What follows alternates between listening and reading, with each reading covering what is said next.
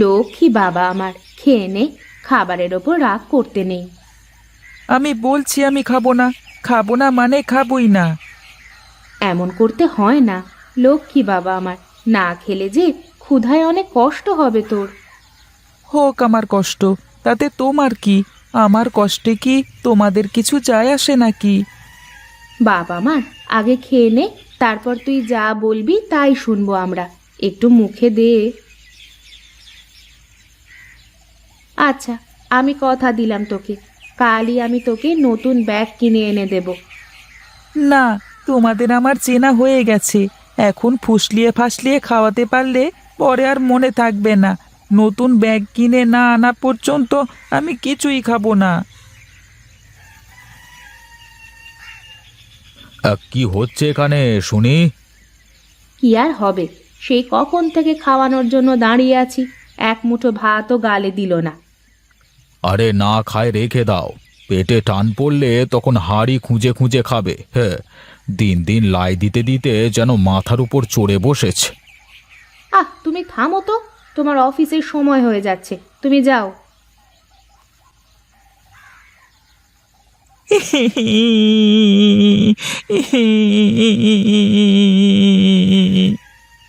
কাঁদিস নে বাবা, আমি বললাম তো, কালকেই আমি তোর জন্য নতুন ব্যাগ কিনে আনবো। আর যদি তোর বাবা না আনে, তাহলে আমি নিজে গিয়ে কিনে আনবো। সত্যি বলছো তুমি? আর যদি না কিনে দাও তাহলে কিন্তু আমি বাড়ি ছেড়ে চলে যাব, মনে থাকে যেন। ঠিক আছে বাবা।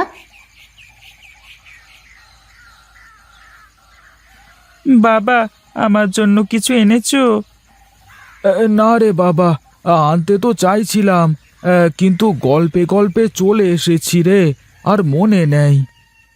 তাহলে তুমি এক্ষুনি আমাকে 2 টাকা দাও, আমি দোকানে যাব। আমার কাছে তো এখন 2 টাকা নেই বাবা, আমি আবার ওবেলায় যাবো নে, তখন তোর জন্য খাবার নিয়ে আসবো।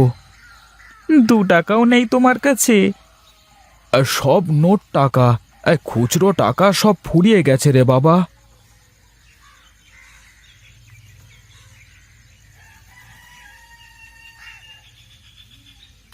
আর কত এভাবে মিছে কথা বলে যাবে তুমি? কি করব বউ বলো, নিজের ছেলের এই ছোট ছোট আবদারগুলো পূরণ করতে পারি না। এর থেকে মরে গেলেও তো বেঁচে যেতাম। ও কথা মুখেও এনো না, ও তো ছোট মানুষ, তাই না বুঝে যখন তখন যা কিছু চেয়ে বসে। তা তোমার কাজের কি কোনো ব্যবস্থা হলো? না গো, তেমন কাজ এখনো জোগাড় করতে পারিনি। চিন্তায় তো মাথায় কোনো কাজই করতেছে না। আমি আরো ভাবলাম যে আজ যদি কোনো কাজ পাও, তাহলে তোমাকে বলবো ছেলেটার জন্য একজোড়া স্যান্ডেল আনতে। ঠান্ডা মাটিতে কেমন খালি পায়ে ঘুরে বেড়াচ্ছে। দেখি ও বেলা একটু খোঁজ করে, কাজ বাজ একটা না একটা মিলে যাবে। তা তোমার রান্না বান্না কত দূর? এই তো রান্না শেষ হয়ে গেল, তুমি হাত মুখ ধুয়ে এসে বসো, আমি খাবার দিচ্ছি। কিরে বাবা, না খেয়ে বসে আছিস কেন? রোজ রোজ এই ডাল দিয়ে ভাত খেতে আর ভালো লাগে না। আজকের মতো খেয়ে নে বাপ, কাল থেকে মাছ দিয়ে ভাত দেব। খেয়ে নে বাবা, আমি তো মাছ কিনতে বাজারে গিয়েছিলাম, কিন্তু যেয়ে দেখি বাজারের সব মাছ ফুরিয়ে গেছে। তাই তো আজকে মাছ কিনতে পারিনি। বাবা, এবার কিন্তু আমাকে নতুন সোয়েটার কিনে দিতে হবে, শীত তো চলেই এলো। আগে ভালো করে শীত আসুক, তারপর কিনে দেবক্ষণ। একটা সোয়েটার আজ ক বছর পরছি বলো তো মা? ঠিক আছে রে বাবা, এবার শীত শুরু হওয়ার আগেই তোর জন্য নতুন সোয়েটার কিনে দেব। এখন চুপচাপ খেয়ে নে তো দেখি, তোদের খাওয়া শেষ হলে আমি বাইরে কাজে যাব।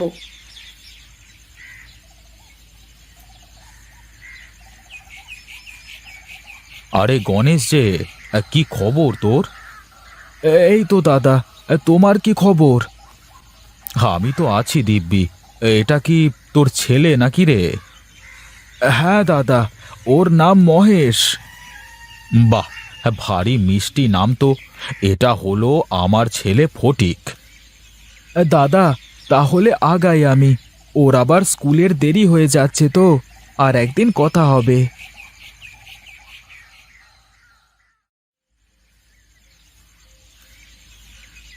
দেখেছো বাবা, ওই ছেলেটা কেমন ছেঁড়া ব্যাগ নিয়ে স্কুলে যাচ্ছে।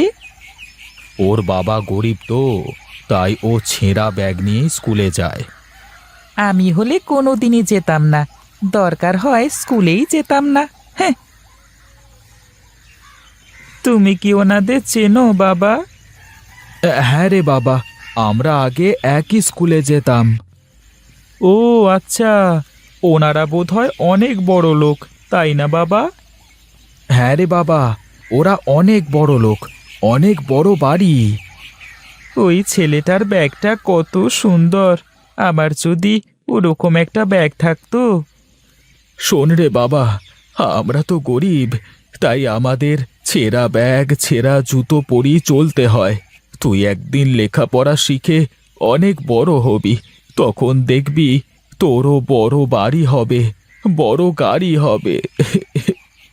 তুমি কেঁদো না বাবা, আমি আর কোনো কিছুর জন্য তোমাকে জোর করব না। চলো, আমার স্কুলে দেরি হয়ে যাচ্ছে।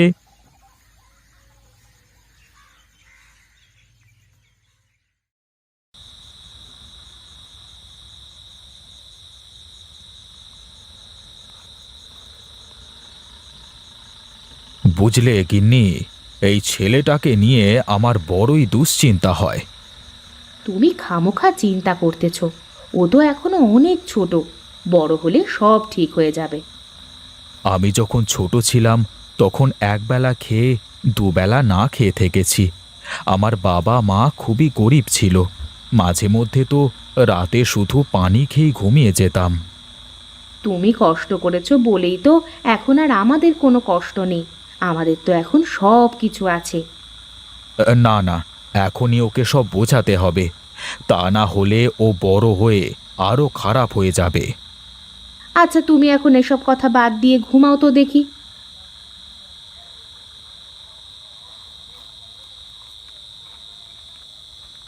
দেখো বাবা, দেখো এই ছেলেটা কিভাবে শীতের মধ্যে কষ্ট করে এই রাস্তার ধারে শুয়ে আছে।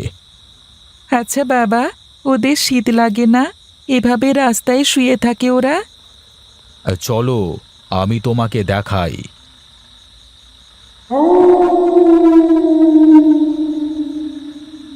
এই ছেলে, ওঠো, ওঠো।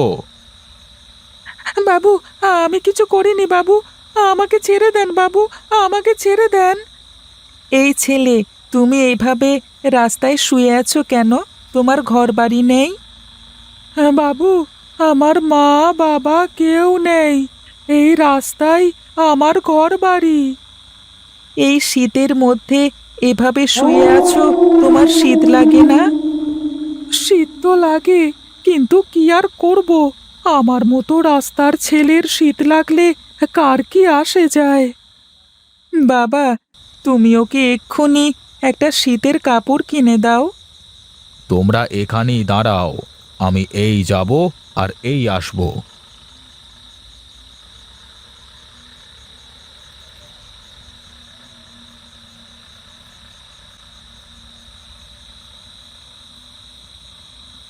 এই নাও বাবা, এখন থেকে তোমাকে আর শীতের কষ্ট করতে হবে না।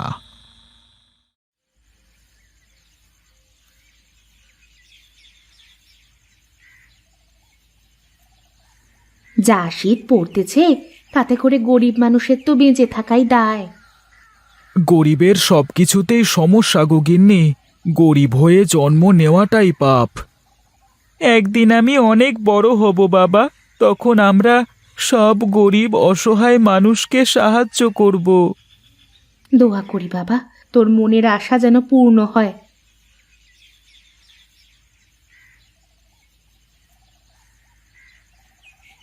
আরে দাদা, তুমি তুমি হঠাৎ করে আমার বাড়িতে? ছেলে বায়না ধরলো, তাই তো হাঁটতে হাঁটতে চলে এলাম এদিকে। এই নাও, এটা তোমার জন্য। এসবের আবার কি দরকার ছিল? দরকার আছে গোপাল, দরকার আছে। আর এই নে, এটা তোর আর এটা তোর গিন্নির। আর শোন গণেশ, এখন থেকে তোর ছেলে আর আমার ফটিক একই স্কুলে পড়বে। আর এখন থেকে ওরা বন্ধু। শুনলাম মহেশ নাকি ক্লাসের ফার্স্ট বয়। হ্যাঁ দাদা, ও লেখাপড়ায় খুব ভালো। এখন থেকে আমি আর মহেশ একসাথে পড়ালেখা খেলাধুলা সব কিছু করবো কাকু। ঠিক আছে বাবা, হ্যাঁ তোমরা দুজনে একসাথেই খেলবে এখন থেকে। এখন তাহলে চলি রে গণেশ, কালকে আবার দেখা হবে কেমন?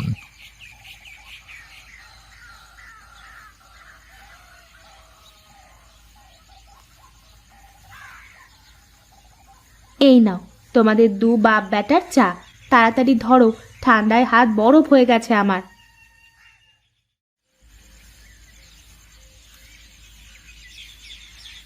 বাহ, আমার ছেলেটা তো বেশ লক্ষ্মী হয়ে গেছে মনে হচ্ছে।